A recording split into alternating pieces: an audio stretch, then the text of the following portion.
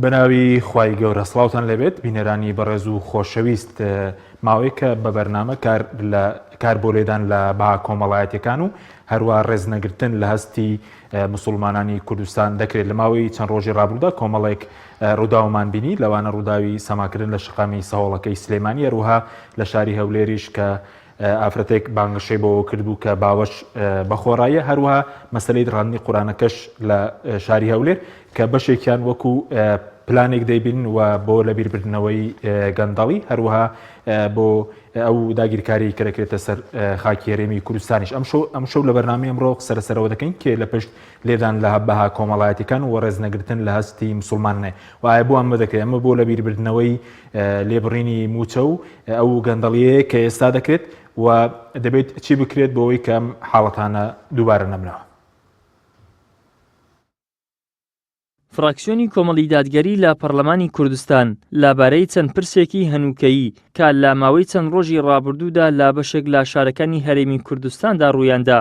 هەڵوێستی خۆی ڕاگەیاند. لە کۆنگرەکەدا ڕووداوەکانی سەهۆڵەکەی سلێمانی و دڕاندنی قورئانی پیرۆز لە شاری هەولێر و زۆربوونی دیاردەی کوشتن و خۆکوشتن تەنها دەسەڵات لی بەرپرسە لە ماوەی ڕابردوودا دەسەڵات هیچ هەنگاوێکی ئەرێنی نەناوە بۆ ئەوەی ئەم کارە نەشیاوانە ڕوونەدەن. ئێمە دەپرسین ئایا چێ بەرپرسیارە لەو پاشاگەردانی و لەو گەندەڵی کە بە شێوەیەکی زۆر بەرفراوان ئێستا هەیە لە هەرێمی کوردستان و لەو تێپەڕاندنی سنوورەکانی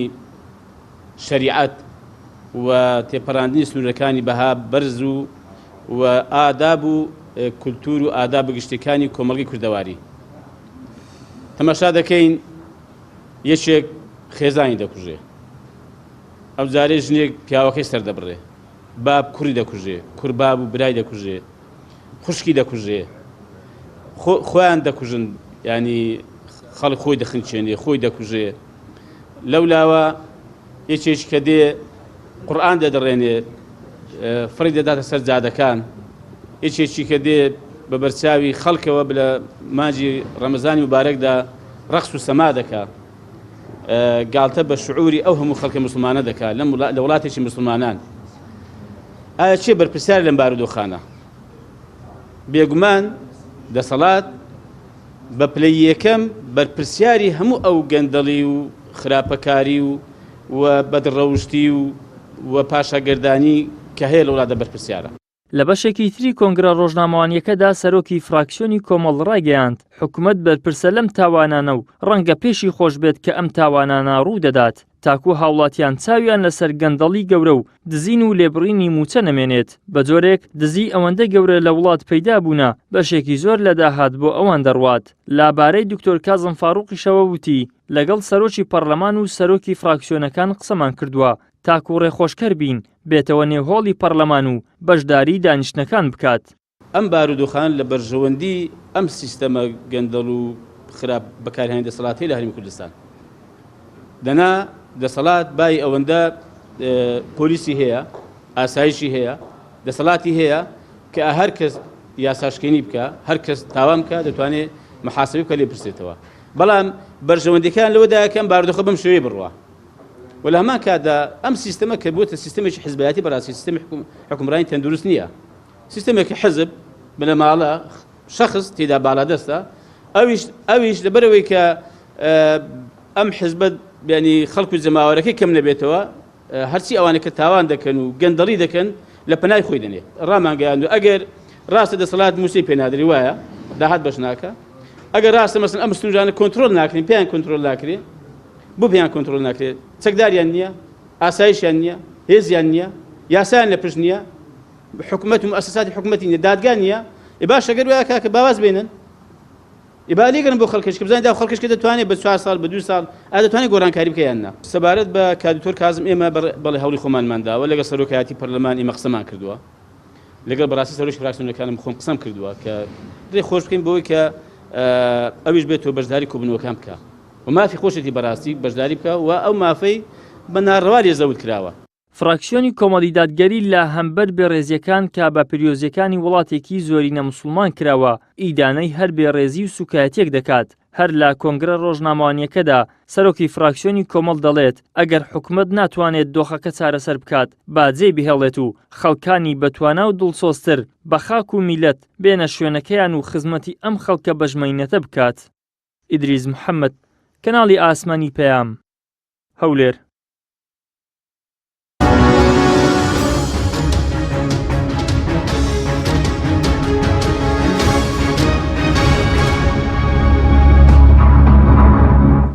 جارێکتر سڵاوتان لەبێت بینێرانی بەڕێز بۆ قسەکردن لەسەر ئەم پرسە میواندارێک لە بەڕێزان دکتۆر فاتح سەنگاوی بەرپرسی سەنتەری توێژنەوە و ڕاپرسی یەکگرتووی ئیسلامی و توێژەر لە فکری ئیسلامی سوودی سەرەکی هەروە لە هەولێرەوە دکتۆر ئەحمەد جەمال دکتۆرە لە یاسا و شەریعەمان کردووە. سوپاس بۆ ئامادەبوونتان. کاک دکتۆر فاتح ئەگەر لە بەڕێستانەوە دەست پێ بکەین لەم ڕۆژانەدا کۆمەڵێک ڕوودا و ڕوویاندا سەرنجی بەڕێزت بەر لەوەی کە بینە سەرەوەی کە ئەمە لێدانە لە هەباها کۆمەڵایەتیەکان پێ دووە پلان بۆ داڕێژراون ئەم ڕووداوانەی کە ڕوودەدەن بۆ نمونەوەی لە شقامی سەوڵەکە لە قەڵای بەدەم قەڵای بڵێن لای قەڵای هەولێر لە بڵێن دراندنی قورئانەکە کە دواتر وتیان کەوتوتە خوارەوە پێ دووە پلان بۆ داڕێژراون ئەم ڕووداوانە. بە ناوی خوای گەورە و میهرەبان دیارە ئێمە وەکو خەڵکی کوردستان ئەزانین کە ئەوەی کە ئەکەوێتە سەطح ئەوەی ئەکەوێتە ڕوو ئەتوانین بڵێن دڵۆپیەکە لە دەریایەکی وەگەن کە هەیەنراوەتە ناو کوردستانەوە ئەجینا ئەو دیاردانەی کە دەرەکەون لە شوێنە نهێنی و شهۆڵ و مۆتیە لە تایبەتەکانی خوانە زۆرە بەڵام ئەوەی کە بووە مایەی ئیسرزاز و ڕوژاندنی خەڵکەوە بوو لە مانگی ڕەمەزانە لە شوێنی گشتیە ئەم دیاردە نەگونجاوانە ڕوویاندا هەرچەندەوەها لێک درایەوەکەوە ئەم بابەتانە خۆڕز بوون و خەڵکی کردوویەتی ئاگان لە ینی بە سروشتی سەیری شتەکەیان کردو بەڵام کاتێکە خوێندنەوەی بووەکەی زۆر هەست ناکە ئەم بابەتانە خۆڕز بن و بە نەزانی کرابێ چونکەوانەی کە پێهێستاون خەڵکێکن وەکو خۆیان پێناسی خۆیان کرد هەم عەرەبن هەم ئەوەی ئێمە بزانین موسڵمانن یعنی ناکرێ ئەوان تێنەگەن لەوەی کە لە مانگی ڕەمەزانە ئەم دیمەنانە دیمەنێکی گونجاو نین بە تایبەتی لە شوێنە زۆر قەرەباڵغەکانی شارە ئەکرێت لە سەهۆڵەکە بۆ نمونە ئەم کارە ئەنجامە درێ لە هەولێرە لە قەرەباڵغترین شوێنە ئافرەتێک داوای ئەوەکە خەڵک لە باوەشی بگرێ باوەش بە خۆڕایی و ئەم بابەتانە ئەوجا ئەوەشی کە سەیرە یەکسەر ئەمانە سەرزەنش ناکرێن کەس بانگیان ناکە بە اعتیباری ئەوەی کە ئادابی گشتی ئەمەی قبول نییە و بە تایبەتی لە ڕەمەزانە بەڵکو یەکسەر چاوپێکەوتنێکیان لەگەڵاکرێت کە بە مانایەک لە مانەکان زۆر ئاساییکردنەوە و جوانکردنە لەولاوە پارێزگاری هەولێر پێشوازی لەوەکە ئەمە بەحساب مینێکی هەیە یوتیوبەرێکە و خەڵک سەیریەکات و ئەخر ئەم دیمەنانە لەم کاتانە بەڕاستی دەلالەتی زۆری هەیە ئەکرێ دەلالەتی سیاسیشی هەبێ ینی بەڕاستی دەلالەتی سیاسی ئەکرێ ئەمە خوێندنەوەیە ئەگرێ خەڵک بە هەندێک بە خوێندنەوەیەکی تەئاموری تێی بگا ئێستا ئێمە زانین لەم دوو ڕۆژی ڕابردووە بە ئەوەی کە پەکەکە لە هەندێک شوێن هەیە لە پارێزگای دووهۆک سێ شوێنی استراتیژی لەلایەن سوپای تورکیاوە داگیر کراوە یعنی بەشێک لە کوردستانە داگیر کراوە شوێنە استراتیژیەکان لەم کاتە ڕاستەوخۆ لەم کاتە کۆمەڵە ڕووداوی کۆمەڵایەتی لە مانگی ڕەمەزانە ئەو ڕژێ خەڵک ئاگای لەوە نامێنێ خەڵک ئاگای لە داگیرکردنی وڵاتەکەی نامێنێ و ئەجزانن ئەم بابەتانە هەستیارە خەڵکێکی دیندار لە کوردستانە پێی ئەو ڕژێ قسەی لەسەرەکە وەکو بینیمان دیارە ئەمە یانەوێت بەمە پینەی شتێکی ترکەن هیچ پێنیشی بە لێبڕینی موچەکەەوە هەیە چکە ئەمڕۆ بڵین دابشکردنی موچە هەبوو 25 مانگ لە کاتێکە داهات زیادی کردووە نرخینەوە بەرز بۆ تۆ لەگەڵ عێراق ڕێکەوت بەڵام لێبڕینێک هەر بەردەوامە بێگومان ئەکرێ ئەوە شتێک بێت لەو شتانە و زۆر جار ئێمە ئەزانین کە ئەم جۆرە دەستگای تایبەت هەیە بۆی خەڵکی سەرقاڵکەن بە کۆمەڵێ بابەتی ترەوە کێشە سەرەکیەکانی کۆمەڵگەیان لەبیر بچێ ئێستاکە لە جیاتیەوەی خەڵک داوای مافی خۆی بکات داوای پاراستنی سنووری هەرێمی کوردستان بکە خەڵک ئێستا باسی کۆمەڵە جەدەلی کۆمەڵایەتی گرێدرا و بە ئاین بە کولتور بە سەقافەی کۆمەلگاکە ینی بۆتە قسە و باس و بگرە یانێ خەریکە خەڵکی بێتە دوو بەرە و دوو بەش و مشت و مڕ و هەندێک جار گرژی کۆمەڵایەتی لێ ئەکەوێتەوە کەواتە ئەمە بەڕاستی بەلا ڕێدابردنی کێشە سەرەکیەکانە یا لە بیربردنەوەی خەڵکە بۆیە بە هەر پێوەرە سەیریکەی بە پێوەری حسابکردن بۆ ڕای گشتی بۆ مقدساتی خەڵک لە مانگا و لە شوێنێکی گشتی ئەم شتانە نەشیاون بە خوێندنەوەیکی وەگوتم ئەگەر وای دابنین ئەمە پلانێکە هەر شتێکی زۆر نەشیا و نەگونجاوە چونکە پلان لەسەر احساساتی خەڵک نابێ بکرێەوە لەسەر لە بیرکردنی کێشە سەرەکیەکان کە ئەم وڵاتە بەداخەوە بە تعبیرێکی باوەڵێ لە ئێران و تورانەوە وڵاتەکە ئێمە هەرێکەی لایەکی بریندارە کرێ داگیرە کرێ ئیتر پاساوەکان هەر شتێک بن بەڵام گرنگەوەیە ئێمە زەوی خۆمان لە دەستە دەین ئێمە کێشە سەرەکیەکانی خۆمانمان لە بیر ئەچێتەوە لە هەمان کاتیشە ئەدرێ لە بنیاتی کۆمەڵایەتی ئێمە لە ئەحساساتی دینی لە قەنەعاتی خەڵکی موسڵمان کە پێی قورسە هەندێک دیمەن ببینێ وەگوتم ئەم دیمەنانە بە فەرمی هەن لە شوێنی ترە بەڵام کاتێک کە ئەخرێتە ڕوو ئاساییکردنەوەیەکی کە مەترسیدارە. سپاس دەکەم کاک دکتۆر ئەحمەد جەنابی شت بەخێر بێ دەمەوێت سەرنجی بەڕێژ بزان مەسەرە و ڕووداوانەی کە ڕوویاندا یاخود ئەوەی کە تۆ چۆن لێکی دەتێەوە لە چوارچەوەی ئازادی تا کەسی دەبین یاخود لێدانە لە بەها کۆمەڵایەتەکان لێدان لەو بەها کۆمەڵایەتەکان لە ئێستادا وەڕێز نەگرتن لە شعوری موسڵمانانیش چەندە مەترسیدارە.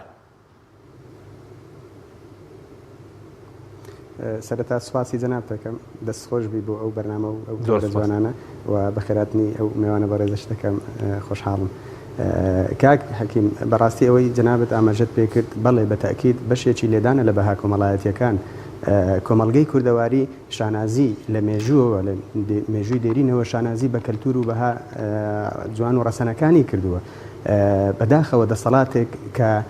کۆمەڵێک قەیرانی بۆ ئەو کۆمەلگەیە دروست کردووە لە بری ئەوەی کە حەز و خۆزگە و خولیای لە مێژینەی میلەتی کورد ئەوە بوو کە دەسەڵاتێکی کوردی بێت حکمی بکات بێت ئەو زوڵم و نادادگەریەی کە حکوومەتەکانی پێشتر زوڵمیان کردبوو ئەوان بێن هەناسەیەکی پڕ لە خۆشببختی هەست پێ بکەن و بەحەسێنەوە بەڵام بەدەیها گرفت و کێشە و قەیران دروست کرا هەم لە ڕووی وەزع ئیمکانیاتەوە هەم لە ڕووی تاعاندان لە کەدارکردنی بەها و ڕەوشت و ئەو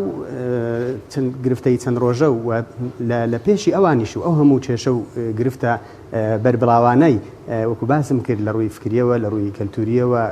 کۆمەڵایەتیەوە بەدەیها کێشە دروست کراوە ئەوانە هەمووی بەشێکی زۆری حکومت لی بەرپرسیارە و بە ئامانجگرتنی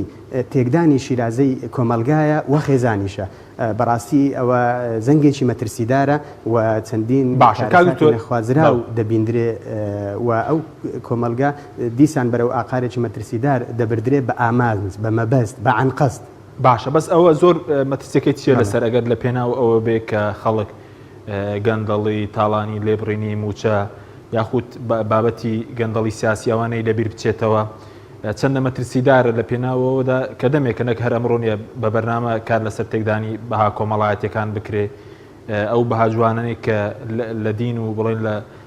کۆمەڵگەی ئێمەداهان. بەڵێ بەتاکید زۆر مەترسیدارە یعنی ئێمە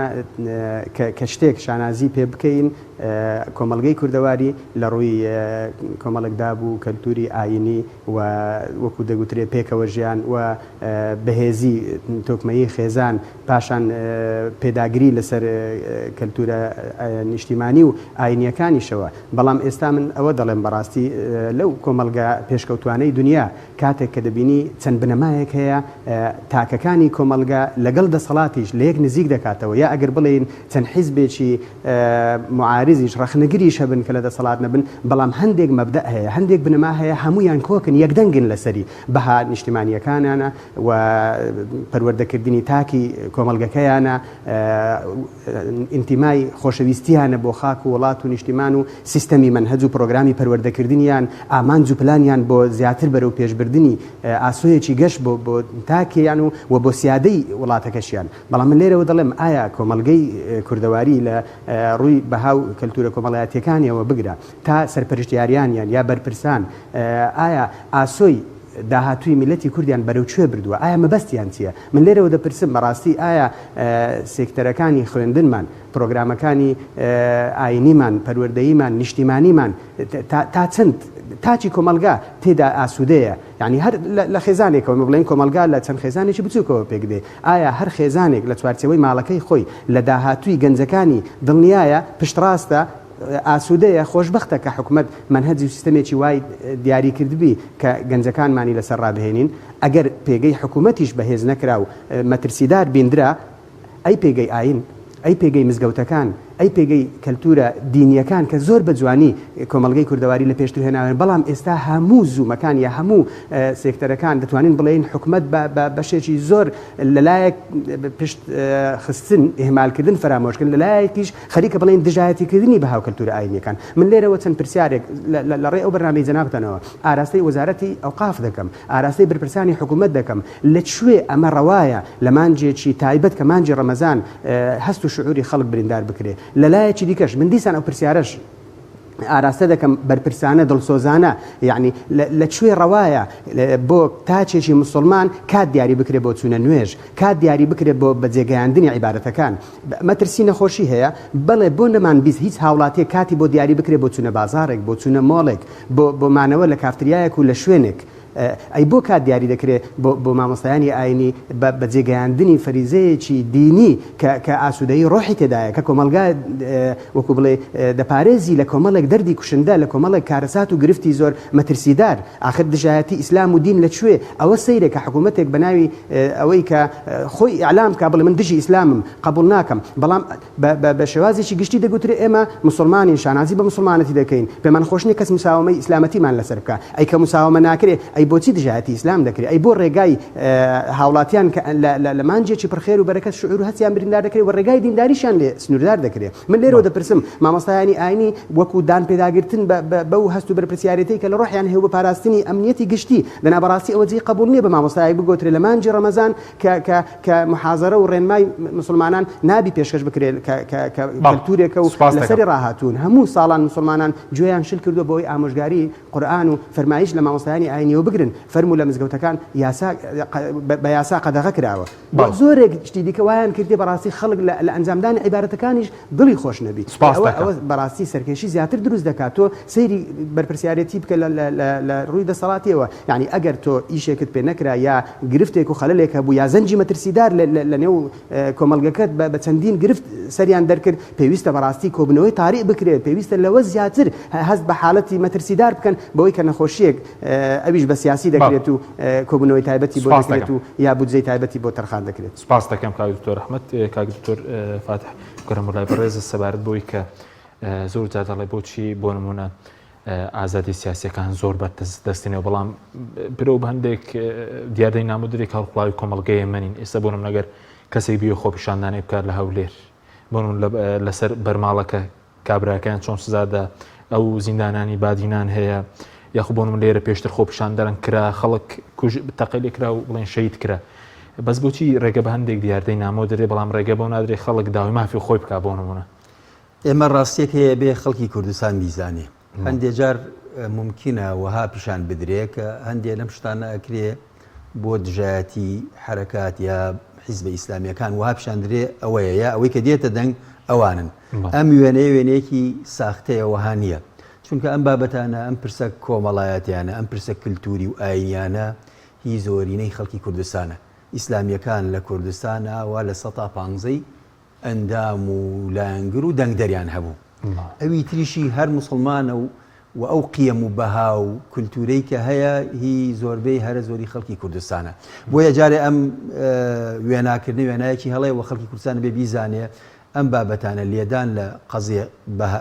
بابەتەکانی بەهای کۆمەڵایەتی ئاینی لێدانە لە خێزان لێدانە لە ئینتیمای نیشتیمانی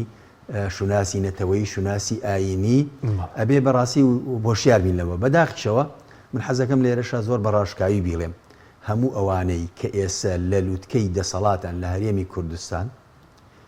لە ڕابردووە بنەماڵی ئاینی وای لێکردوون کە پێگەی سیاسیان هەبێ ئێستا کە بۆ نمونە عەقدێک ببوورە نزیکەی نیو سەدەیە ئەوان بوونەتە دەمسپی خەڵکی کوردستان لە جیاتیەوەی اعتیبارێ بۆ ڕابردووی خۆیان بکەن کە دین و پێگەی دینی وای کردووە گوێگریان لە کوردستانە زۆر بێوە بە جۆرە لە جۆرەکان زەمینەی شۆڕشیان بۆ بسازێ ئەویان بۆ بسازێ ئێساکە هەر ئەوانە ڕێگە خۆشەکەن بۆ لێدان لە دین و شوناسی ئاینی خەڵکی کوردستان و لە کۆمەڵە دابوونەریت کە خەڵکی کوردستان بە سەدان هەندێکی بە هەزاران ساڵە لەسەری ڕاهاتووە و ڕێگە ئەدەن برە و بدرێ بە قێزەوەترین دیاردە لە کۆمەلگا بەوەشە ناوەستن کەناڵەکانی ڕاگەیاندنیان بە تایبەتی کەناڵەکانی ڕاگەیاندن کە لەسەر دەڤەری زەرد حسێبە زۆر بەڕاستی هەندێکیان سنووری ئەخلاق و دین و کولتور و هەموو شتێکیان بەزاندووە تەنانەت لە ڕەمەزانیشدا بەڵێ یعنیشتی زۆر نەشیا و نەگونجاوەکەن لە کاتێکە ئەبوایە خەڵک لەوانێ بڵم بە پێچەوانەوە تێگەیشتا باز زۆر دەکەن جەهەنەم حەقیقەتە بەڵێ حتا ئێستا لەم ڕەمەزانە بەداخەوە ڕەمەزان تۆتوانی وەکو بەرنمەیەکی فکری لەسەر هەندێک شت بۆ خەڵکێکی نوخبە قسە بکەیت بەڵام ئەمەی تۆ هەموو شەوێک وە زۆربەی کۆمەڵە بابەت بوو ڕژێنی کە گومان دروست بکە لەسەر دڵی خەڵکێکە لانی کە مەگە تەقلیدی بیر و بۆچوونێکی ڕێبازی مەزهبێکی ناو فقهی با بڵێن ئیسلامی کرد بێ قەناعەتی بووەوە سەدان ساڵە خەڵک لەسەر ئەوە ڕاهاتووە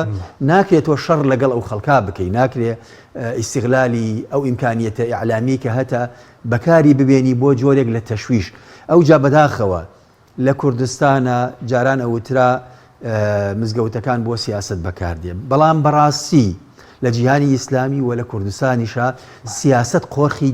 دین و پێگەی دینی و وەزارەتی ئەوقاف و دام و دەستگاکانی کردووە بە ئارەزی خۆی هەڵیە سوڕێنێ بەو شێوەیە ئاراستەیەکە کە خۆی مەبەستێتی و خەڵکێک کراوە بە بەرپرس و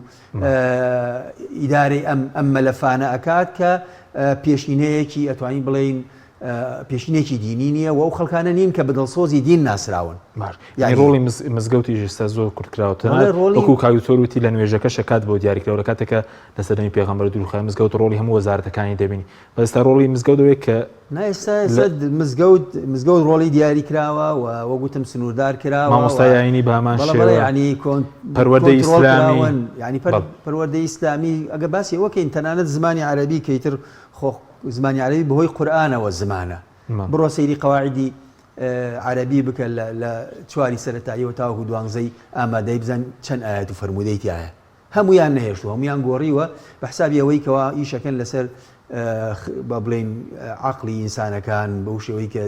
دووری خەنەوە لەم شتانە من نازانم قازانجی ئەوان چییە لەوەی کە ئەم قیەمانەی کە کۆمەڵگەی کوردی هێشتووەتەوە ئێمە کاتێک کە موسڵمانین کۆمەڵێ دابوونەریت کە نامۆیە بە کۆمەڵگەکەمان بە بڵین داکۆکی لەکەین کاتێ موسڵمانین ناین کولتوری عەرەب وەکو عەرەب بهێنین ئەوەی کە پەیوەندی بە دینەوە هەبێ بۆ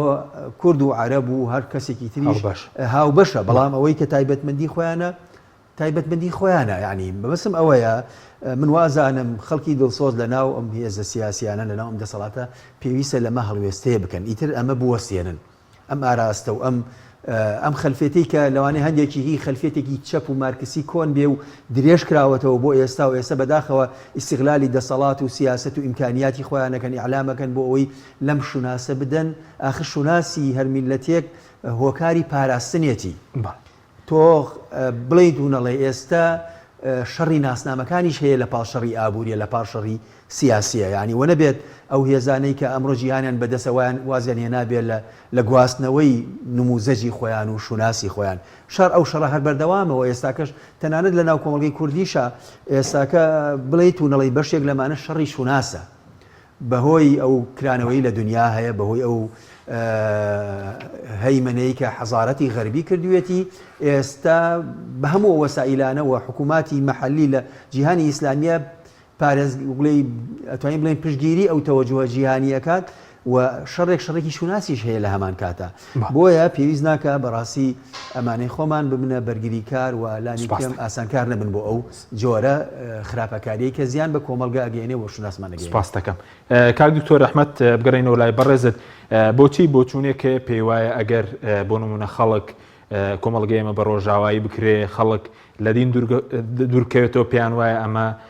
پێشکەوتنە یاخود ئەمە لە کۆتایی دەڕوخانی لێ ناکەوێتەوە تۆ پشت لە دینەکەی خۆت لە بەها ڕەوشی و ئاکارەکانی کۆمەڵگەی خۆت بکەیت؟ بەڵێ بەتاکید کاک حەکیم، یعنی من دەڵێم بەداخەوە یعنی بۆ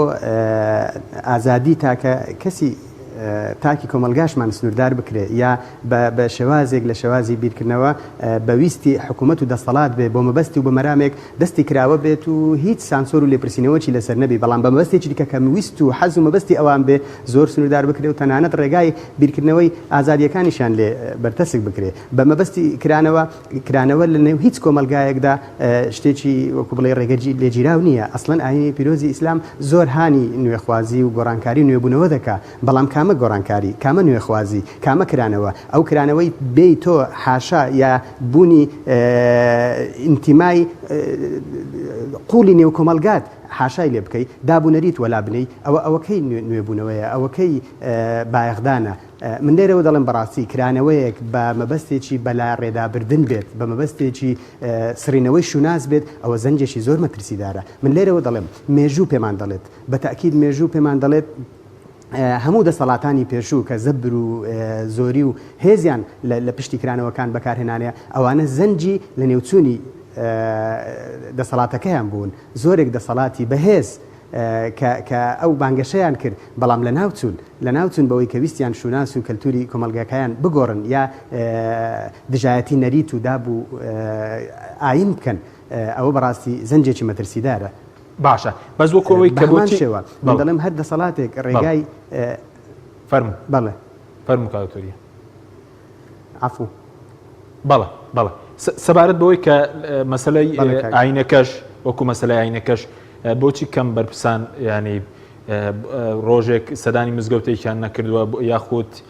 بۆن لە بەربانگەی مەدەمین تەنان لە وڵاتانی دەرەوژۆک و سەرۆکوەزیرانی کەنەدا لەگەڵ مسلمانان بڵێن بەربانگ دەکاتەوە. لە ئەمریکا بڵێن بایدن بەر لەوەی کە بچێتە کۆشکی سەدانی کڵێسای کرد، بۆچی لێرە بەرپرسان ینی پێیان وایە ئەگەر پشت بکەنە دین یاخود سەدانی شوێنە ئاینەکان بکەن بەیاخیان پێ بدەن بەیاخ ببوونە دینەکان بدەن پێیان عیبێ بە بۆ چوونی بەڕێز؟ بەڵێ کاک حەکیم هەندێک حقایق هەیە، هەندێک ڕاستی هەیە ناشادرێتەوە، وەکو دەڵێ هەرچەندی عزر و بیانووی بۆ بهێنرێتەوە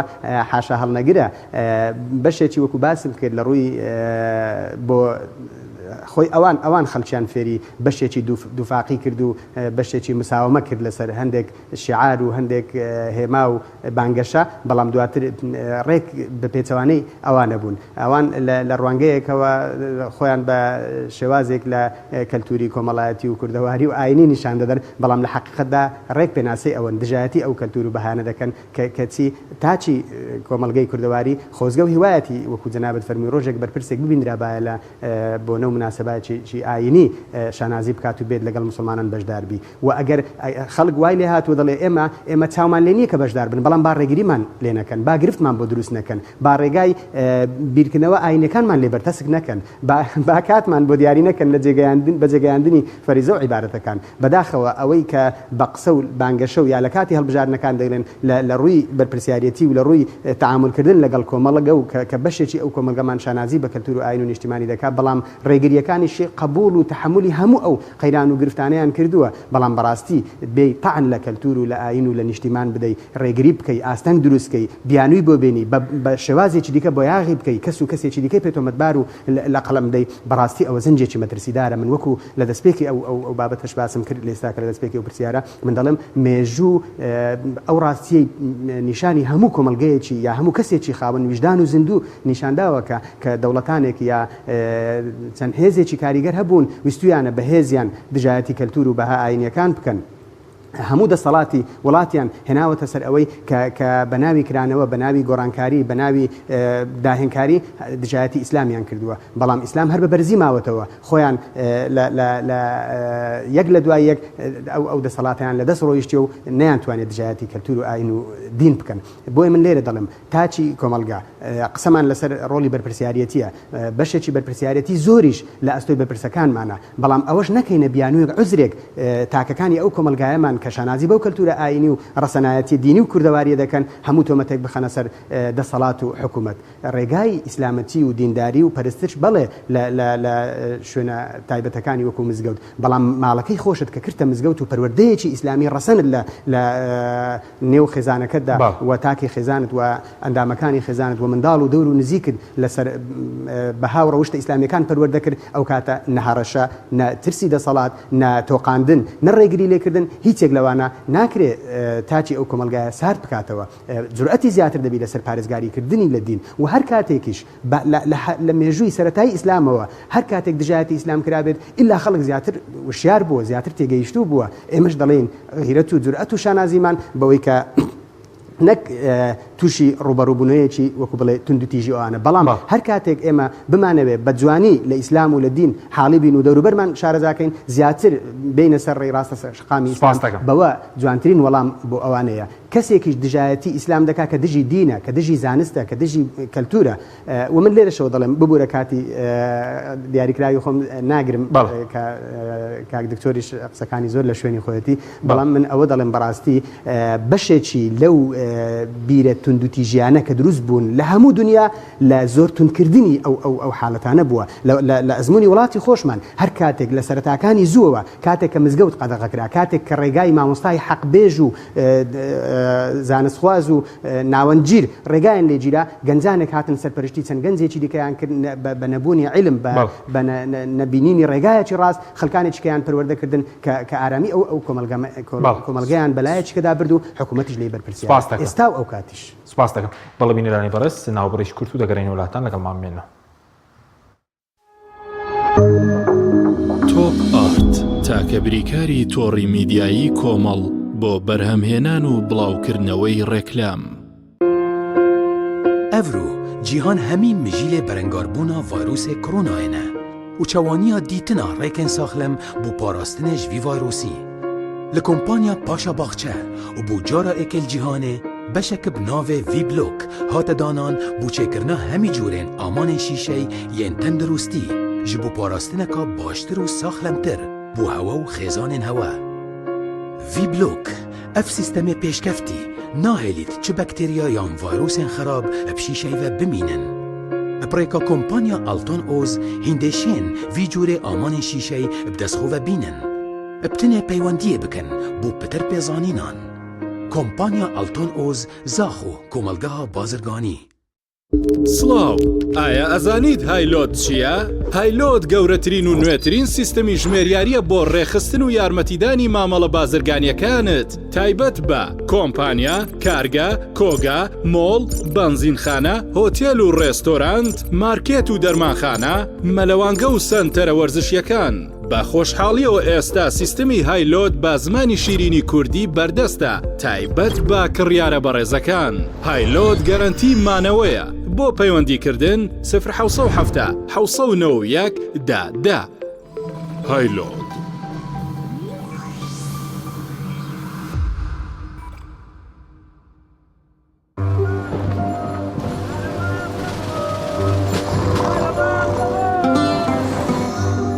كورينو حس يعني نسيبر بارنا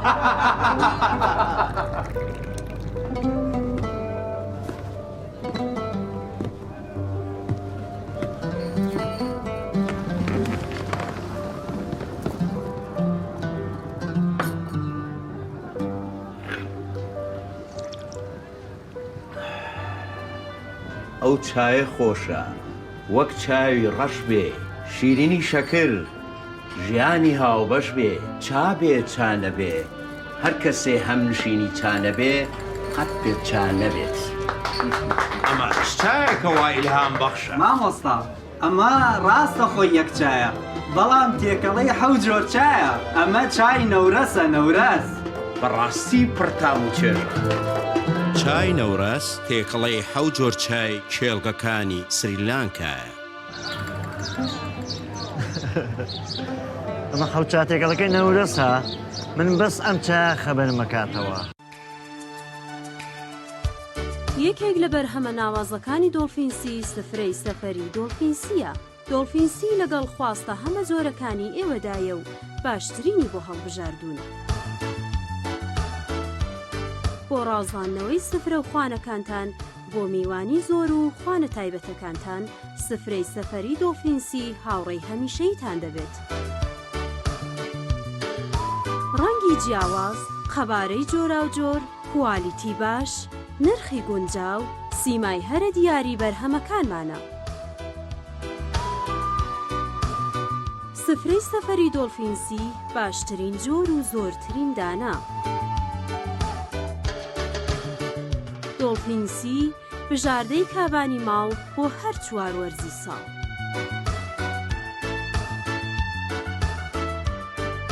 دۆڵفینسی باشترینمان بۆ هەڵبژاردوون.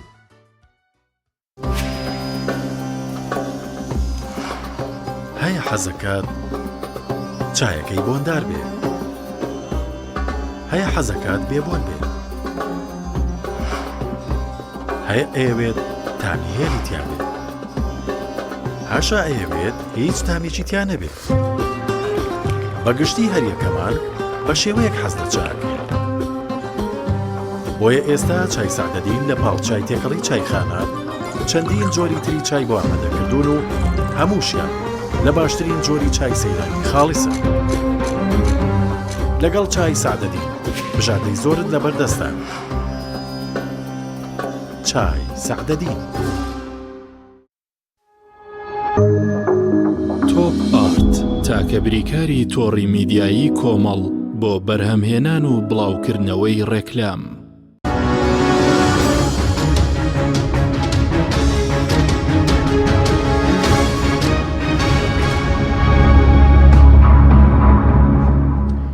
جارێکتر سڵاوتان لەبێت بینەرانی بەڕێز کاک دکتۆر بکەرم وڵای بەڕێز سەبارەت بە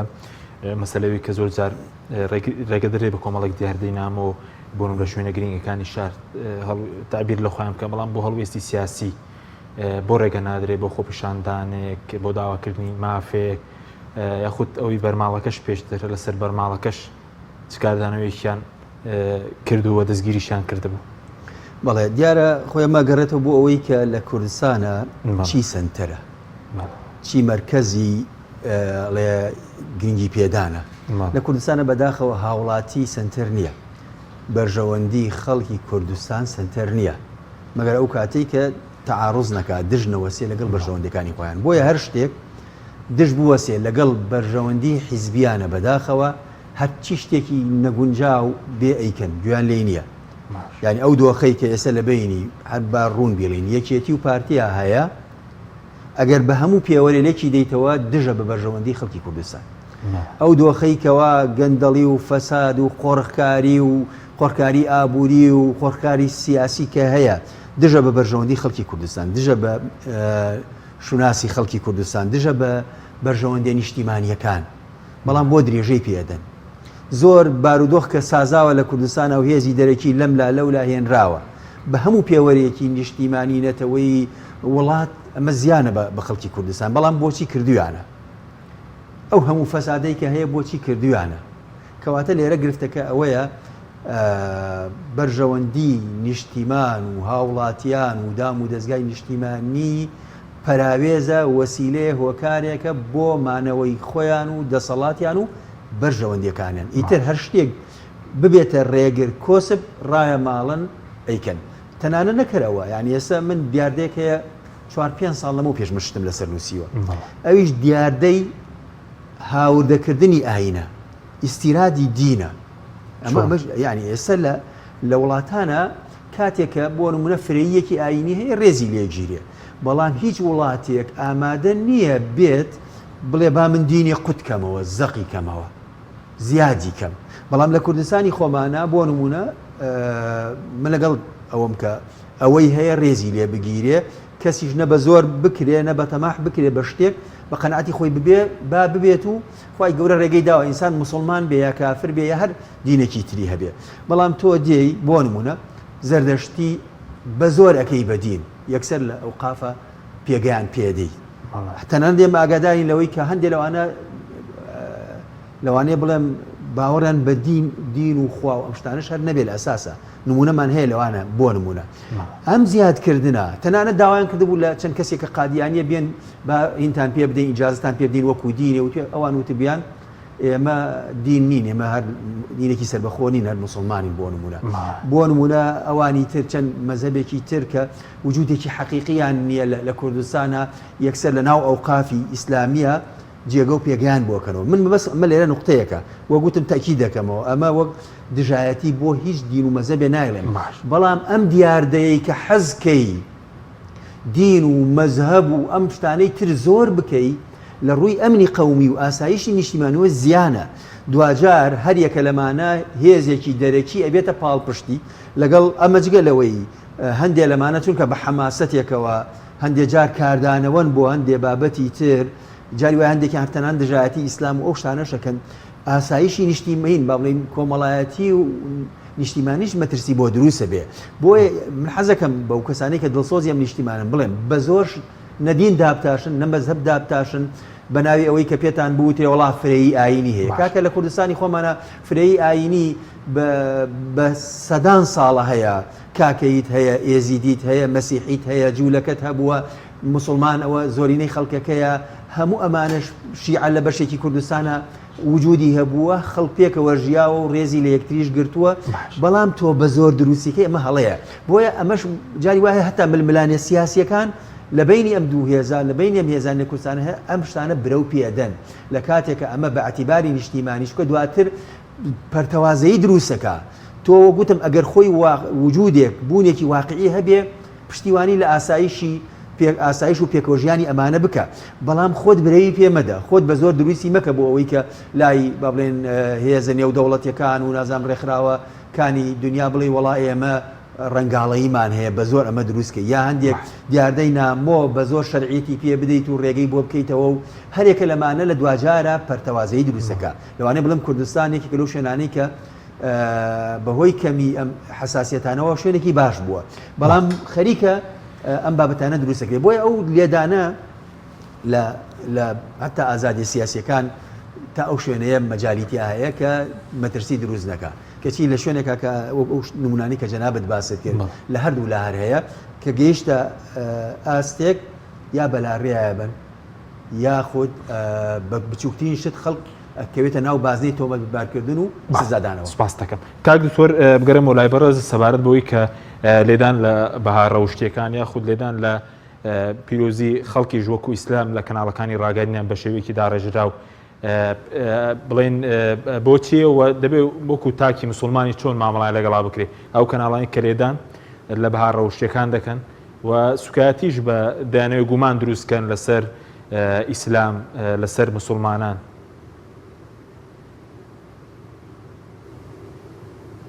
بەڵێ کاک حەکیم ئەوە ڕۆڵی بەرپرسیارەتی حکوومە بە شێوازێکی گشتی و ڕۆڵی وەزارەتی ئەوقافیشە بێ قسە بکات بێ سنوور دابنێ. بەداخەوە سنوور بۆ مامۆستایانی ئاینی دادەندرێ کە هەموو حەقێکی قانونی و یاسایی و دینیشیان هەیە کە ئەوان بێن قسە بکەن، ئەوان پسپۆرن لەو بابەتە، دێن کەسێک دێنن قسە لەو بابەتە دەکا کە ئەسڵەن ئیشی ئەو نییە، شارەزانیە لەو بابەتە. زۆر زار دەگوترێ ئێمە لاف و گەزافی حکوومەتی نوێ و گۆڕانکاری و شارەزا و ئەزمونیا وەزیرێک لە حکوومەت دیاری دەکرێت چەند ڕاوێژکارێک و کەسێکی بۆ دادرێت لەسەر ئاستی پسپۆری، بەڵام ئەسلی ئاین و دین پسپۆری کەسێکە کە خوێندنی شەریعە و ئیسلامی خوێندبێ، شارەزا بێ، مامۆستایانی ئاینی ڕێگان لێ دەگیرێ، ڕێگە پێ نادرێن، ممنوع دەکرێن و قەدەغە دەکرێن. کەسێکی دیکە دێ کە نەشارەزایە و کە گرفت و مەترسی گرفت و کێشە و ئاژاوە لە نێو کۆمەلگا دەنێتەوە کە هەست و شعوری خەڵکیش بریندار دەبێت، ئەو دێ دەستخۆشی لێ دەکرێت و ڕێگای بۆ خۆر دەکرێت و میدیای ئیعلامی بۆ فراهم دەکرێت. بەداخەوە ئەوانە هەمووی من لە حکوومەت دەپرسم، من لەو کەسانە دەپرسم ئایا مەبەستیان چییە؟ یعنی ئیعلام ڕاگەیاندن دێن خزمەتی ئەو بابەتە گوماناویانە کە بەشێکیان ئیفتیڕایە ناڕاستیە بەرامبەر بەها پیرۆزەکان دروستی دەکەن، گومان دەخەنە دڵی خەڵک. حقیقەتی ئیسلام دینی ئاشتەواییە، دینی پێکەوەژیانە، دینی چارەسەری هەموو گرفتەکانی نێو کۆمەلگایە. ئیسلام لە وەختێک هاتوو قورئان چارەسەری هەموو گرفتەکانی بوو. کۆمەلگا بە گشتی وەکو شەوە زەنجێک گرفتەکان تا ترۆپ چوبوون، بەڵام لە هەر کات و سەردەمێکدا کە ئیسلام تەطبیقکرابی کە ئاینی خوای پەروەردگار حکمی پێکرابی وەکو هەوێن بەکارهێنرابی گرفتەکان بوونیان نەماوە. کۆمەڵگا بە ئاسوودەییژە نەک تەنها مسلمانەکانیش بەڵکو غەیرە مسلمانەکانیش لە دەسەڵاتێکی ئیسلامی ڕێک و دروست و بەها کەلتوریەکان و بەها دینیەکان غیرە مسلمانەکانیش خۆشترین ژیانیان بەسەر بردووە گرفتی کۆمەلگا بوونی زۆر کەم بووە بۆیە من دەڵێم بەڕاستی پرسیارەکەی جەناب باشە کاک یعنی لەبەرچی بۆ ینی بەڵێ ئەی سەبارەت بە لێدان لە بەها کۆمەڵایەتەکانیش نەوێت چۆن مامەڵایان لەگەڵا بکەینە و کەناڵ و بڵێن ئەو ڕێگانی کە دەیانەوێ لێدان لە بەها کۆمەڵایەتەکان کە ئێستا خەڵک ڕکلاین بۆ بکرێ وەکو جۆرێک لە لەش فرۆشی ڕکلام بۆ دیاردەی نەخوازراو بکرێت بۆ خیانەتی هاوسەرگیری بۆ تێکچوونی پەیوەندی کوڕ و باوک لە ڕێگەی دراما بێت لە ڕێگەی ڕاگەاندن بێت وەکو تاک دەبێت چۆن مامەڵەی لەگەڵا بکرێ کاک حەکیم ئەوەشیان زۆر لە شوێنی خۆیەتی بەڕاستی زۆر جار کە بەشێکی گرفت و کێشەکان یا هەندێک شێوازێک کە ئیعلام لە پشتیەوە دێت بابەتێک بەرز دەکاتەوە ئیبرازی دەکات بۆ تێکدانی ئەو بەها کۆمەڵایەتیانەیە یا بۆ شێواندنی شیرازەی خێزانیە ئەوەشیان وەکو باسمان کرد بەشێکی بەرپرسیارەتی زۆر لە ئەستۆی حکوومەت و بەرپرسانە بەڵام دیسان تاکی کۆمەلگاش نابێت لە بەرامبەر ئەوەدا خۆی بێهێز ببێنێ نابێت تەسلیم بێ نابێت بێ ئیرادە خۆی ببینێ دەبێت لە شوێنێکی دیکەوە هەر کەس هەست بە پێگەی خۆی بکات لە ڕووی دروستکردنی ئینتیما خۆشەویستی بۆ خاک و وڵات تاکەکانی نێوخێزان وا پەروەردە بکەین کە ئەو خاکە خاچێکە لە ئیسلامدا پێمان دەگوترێت کە خاک و وڵات و نیشتیمانی خۆمان خۆش بوێت و کەسێک لە پێناو خاکدا بکوژێ دەچێتە ڕێزی شەهیدان و پلەپایی شەهیدی هەیە لە پارێزگاریکردن لە ئەخلاق و ڕەوشت جوانترین مەدحی قورئانی بۆ پێغەمبەری خوا صلی الله علیه وسلم لەبارەی بەهاکانەوە وئینەکە لعلی خلق عظیم بۆیە پێداگیریکردن یا ڕنگدانەوە یا خۆڕاهێنان لەسەر ئاداب و ڕەوشت و ئاکاری ڕەسەنایەتی ئینسانی و مرۆڤی و ئیسلامی ئەوە بەڕاستی یەکێکە لە هەر خاڵە دەتوانین بڵێن جێی ئاماژەی کە کۆمەلگەیەک بە زیندوی ماوەتەوە توانیوێتی خۆی ڕابهێنێ لەسەر بەها و کەلتورە جوانەکان من دیسان دەڵێم کاکی هەر خێزانێک هەموو تۆمەتێک و ئۆباڵێک نەخەینە ئەستۆی حکوومەت و دەسەڵات و بەڵێ بەرپرسیارەتی زۆریان لەسەر شانە و هیچ کاتێک ناتوانین عوزرێکیان بۆ بین بڵێن خەتابار نین بەڵام دیسان هەموو خەتایەکانیش نەکەینە ئەستۆی خۆمان بە ئیرادەوە بە ئومێدەوە هەوڵ بدەین لە ڕووی پەروەردەکردنی خێزانیەوە من لێرە دەڵێم پێویستە هەر دایک و باوچێک لە چوارچێوەی خێزانەکەی چەند کۆبوونەوەیەکی هەفتانە هەبی بەڵام ئەگەر نەڵێن هەفتانە بەڵکو هەفتەی جارێک دەبێت کۆبوونەوەیەکی تایبەتت لەگەڵ ماڵ و خێزانی خۆت هەبی کوابزانی منداڵەکانت لەگەڵ دەوروبەرت ئامانجت چیە مەبەستت چیە جۆرە پەروەردەیەک کاریگەری ئیعلام بە شێوازێکی بەرفراوان لەسەریان هەیە و ئیعلامەی کە هیچ سانسۆرێکی لەسەر نییە بۆ ڕێدابردنی بەها کەلتور و کۆمەڵایەتی هەمووشمان ئەو بەرپرسیارەتی هەست پێ دەکەین هەمووشمان ئۆباڵی تۆمەت دەخەینە پار ئەو بەڵام ڕۆلی بەرپرسیارەتی خۆت وەکو باوچێک وەکو دایچێک وەکو گەنجێکی تێگەیشت و خاوەن ویژدان و هەست دێ ئەو ڕۆڵەمان لەکوێوە بە خۆشارەزاکردن بە خوێندنەوە بە پرس و ڕاوێژ بە کەسی شارەزا و تایبەت سپاس دەکەم سپاس دەکەم کاک دکتۆر زۆر سپاس کاک دکتۆر دەفاتە کاتمان زۆر کەمەوە بە سەبارەت بۆی ئەگەر بۆ نمونە ئێستا دەستەڵات یا بڵێن دام و دەستگاکانی تێکدا بێ دادگای تێکدا بێت ئێستاش کار بکا بەوەی کە کۆمەڵگە ئەو بەها کۆمەڵایەتەکانە بەویشت بە تاوەتی تێک بدرێن چۆن چاک دەکرێتەوە بارودۆخە لە ڕاستی ئێمە ئەبێت ئەوان بخین بەردەم بەرپرسیارەتیە کە بەڕاستی قەیرانی گەوریان دروست کردووە قەیرانیان دروست کردووە بۆەوەی کە پێوتی ئەزمموی دەسەڵاتداری قەیرانیان دروست کردووە بۆی پێوتێت دادگا قەیرانیان دروست کردووە بۆ ئەخلاق و قیەمی کۆمەڵایەتی ڕاستە هەندێشت هەیە بارە جیهانێکە کاریگەری هەبووە بەڵام ئەمانیش ڕۆڵیان هەبووە کەناڵی بەپاری خەڵی بەرەوە برەوە بۆ کاران بڵێ ینی نەک کەناڵێت ئەگەر دەیان لەوانەیە زیاد بێ بەس چەندین کەناڵ هەیە وەکو مامۆساش ئاماژەی پێکرد جەنابەت ئاماژەت پێکرد کە کار لەسەر هەڵوەشانەوەی خێزان و ناپاکی زەوجی و کورە زۆر شتی زۆر نەشیا و قێزەون ئیش لەسەر ئەوەکەن و تەنانەت لە ئاسێکە هەندێک پەرلەمانتار هەیە جاری وایە قسە لەسەر ئەوەکەن کە دیاردەیە کە قێزەونە حرامە بە شەرە بەدابوونەریت باز لەوە کە نەمە ئازادیە و ئەمە حەزی کۆمەڵی خەڵکە ئەمە نەزانم چییە بۆیە ئێمە بەڕاستی ئێمە لەو کەسانە نیممانوێت دژایەتی حیزب شتێ بکەین بەمانا دژایەتی بەڵام ئەوەی کە گرنگە لای خەڵکێکی پەیامدار ئەوەیە کە شوناسی نەتەوەی شوناسی ئاینی بەرژەوەندی نیشتیمانیان و هاوڵاتیان قوتی خەڵک بە ئاسوودەی بژی ئەمە زۆر بە کورتی سەر دەسەڵاتداران بڵێن ئەمە دژاتی بای کۆمەڵایەتی کۆمەڵگە دین یاسا هەموو شتێک دەکەن لە پێناو بەرژەوەندی خۆیان واللهی زۆربیان کردو زۆربەی ئەوەی کە پێوتێ قەدەغا لەم بوارە کردویانە بەداخەوە هیوادارین ئەوانەی کە دڵسۆزن لەناو ئەم دەسەڵاتە بەخۆیانە بچن و هەڵوێستە بکەن لە بەرامبەر ئەم خولوقاتانە. زۆر سوپاس بۆ وەرزان دکتۆر فاتح سەنگاوی بەڕێوەبەری سنتەری توێژینەوە ڕاپرسی یەکگرتووی ئیسلامی هەروە توێژەر لە فکری ئیسلامی لە سوودی سەرکی هەروە لە هەورێرەوە دکتۆر ئەحمەد جەمال دکتۆرا لە یاسا و شەریعەت. زۆر سوپاس بۆ بەڕێزیشتان. سوپاس بۆ بینەرانی بەڕێز، سوپاس بۆ هاوکاران، خواتان لەگەڵ.